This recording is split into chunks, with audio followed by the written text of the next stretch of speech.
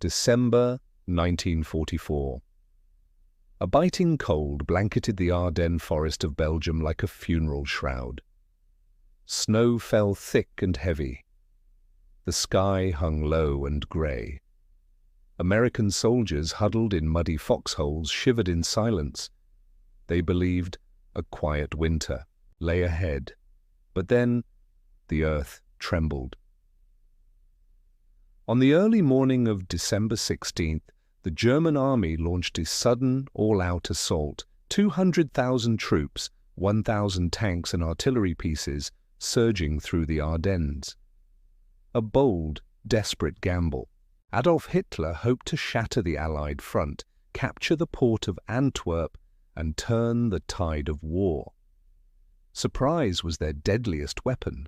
German soldiers disguised as Americans sowed confusion, sabotaged roads, and disrupted communications.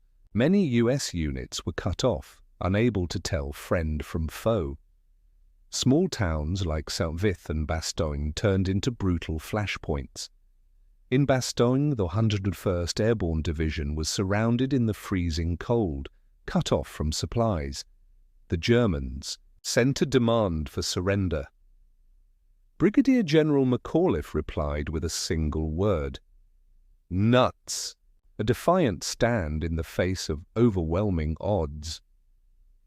Meanwhile, to the south, General Patton pulled off a miracle, turning his entire army corps through snow-covered terrain to rush toward Bastogne. A fierce counterattack began. In the skies, above, as the weather cleared, Allied air power returned, pounding German supply lines into ruin. After 6 weeks of savage combat, the Germans were forced to retreat. They lost over 100,000 men, crippling their ability to ever launch a major offensive again. The Battle of the Bulge was not just a tactical defeat, it was a death sentence for the Nazi war machine.